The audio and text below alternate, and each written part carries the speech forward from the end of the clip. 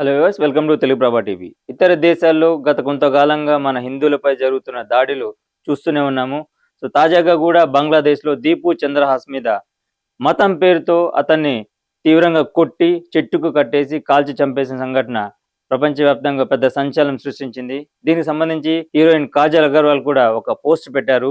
ఆ పోస్ట్ లో తను ఆల్ ఐసాన్ బంగ్లాదేశ్ హిందూస్ అని చెప్పేసి ఒక హ్యాష్ ట్యాగ్ తో ఒక పోస్ట్ పెట్టారు. ప్రస్తుతం ఈ పోస్ట్ సోషల్ మీడియా అంతా వైరల్ అవుతోంది. Wake up Hindus, silence won't save you. మేల్కోండి హిందువులారా, నిశ్శబ్దం మిమ్మల్ని కాపాడుదంటూ ఒక పోస్ట్ పెట్టారు. ప్రస్తుతం సోషల్ మీడియాలో కాజల్ పెట్టిన పోస్ట్ ఏదైతే ఉందో అది వైరల్ అవుతోంది.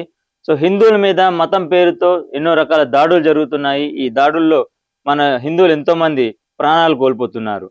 అనవసరమైన విషయాలు, అసలు సంబంధం లేని చిన్న చిన్న విషయాలకి ఇతర దేశాల్లో ఇతర మతాలకు సంబంధించిన వారు మన హిందూ మతాన్ని, హిందువులను ఎంతో కించపరుస్తూ అత్యంత క్రూరంగా చంపేస్తున్న విషయం మనందరం చూస్తున్నాము. అలాంటి అలాంటి సంఘటనే బంగ్లాదేశ్లో చోటు చేసుకుంది. ఒక బట్టల షాపులో పనిచేసే దీపు చంద్రహాస్ అనే హిందూపై దాడి చేసి మతం పేరుతో అతన్ని దూషించి ఎంతో దారుణంగా కొట్టి కాల్చి చంపేశారు చెట్టుకు ఉరితీసి. దీని మీద AP deputy CM Pawan Kalyan కూడా స్పందించారు. ఈ విషయాన్ని తీవ్రంగా ఖండించారు. హిందువులందరూ ఏకం కావాలంటూ ఆయన పిలుపునిచ్చారు. అంతేకాదు కాజల్ అగర్వాల్ కూడా ఈ ఘటన మీద స్పందిస్తూ ఎంతో ఆవేదనకు గురయ్యారు. మొత్తం మీద కాజల్ అగర్వాల్ చేసిన పోస్ట్ కూడా సోషల్ మీడియాలో వైరల్ అవుతోంది.